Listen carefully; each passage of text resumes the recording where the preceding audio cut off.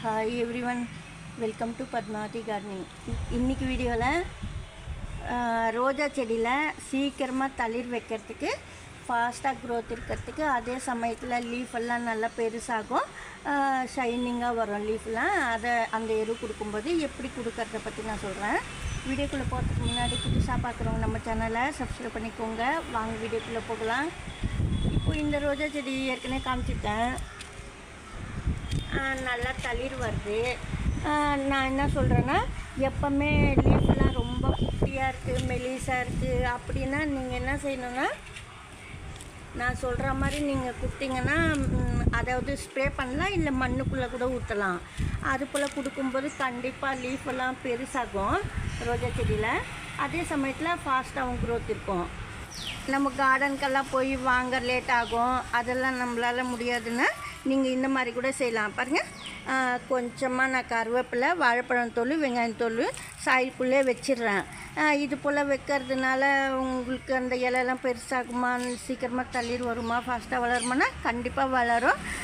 நீங்கள் இது போல் வச்சுட்டு அதுக்கப்புறமா நீங்கள் மோர் ஊற்றி விடணும்.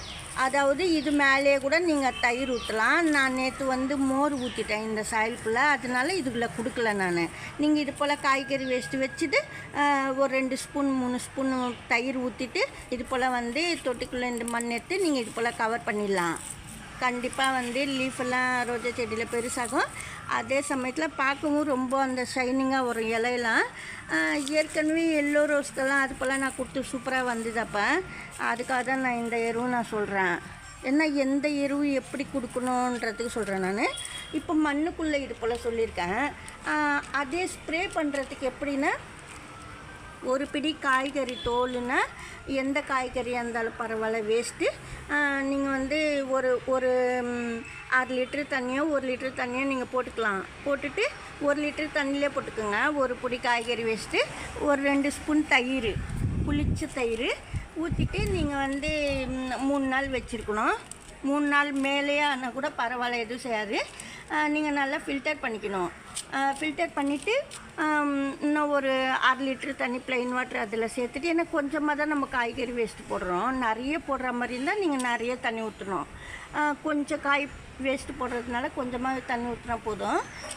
மேலுக்கு ஸ்ப்ரே பண்ணணும். ஃபில்டர் பண்ணிவிட்டு மேலுக்கு ரோஜா செடிக்கு ஸ்ப்ரே பண்ணணும் தண்ணி. அப்போ சூப்பராக அந்த லீஃப்லாம் பெருசாகும், நீங்கள் பார்க்கலாம்.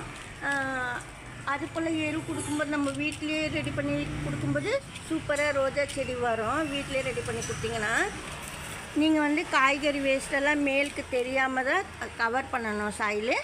நான் வீடியோக்காக இது போல் மேலுக்கு போட்டிருக்கேன். ஏன்னா லேட் ஆகும், அதுக்கு சொல்கிறேன் நான். சாயிலும் டைட்டாக இருக்குது, இன்னும் கொஞ்சம் மேலே எப்படி மண் போடணும் நான், அதுக்காக சொல்கிறேன்.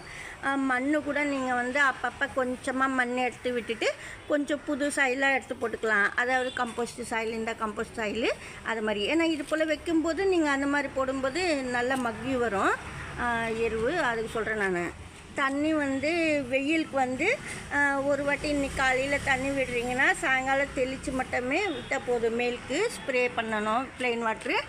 டெய்லி இது போல் தான் ஊற்றினானா, டெய்லி 2 வேளையும் வெயிலில் ஊற்றணுமானா அப்படியெல்லாம் ரோஜா செடிக்கு ஊற்ற தேவையில்லை. நான் ஒரு வாட்டி தான் ஊற்றுவேன், 2 வேளைலாம் ஊற்றுறதில்ல. மேல் சாயில் மட்டும் நனைச்சி விடுவேன்.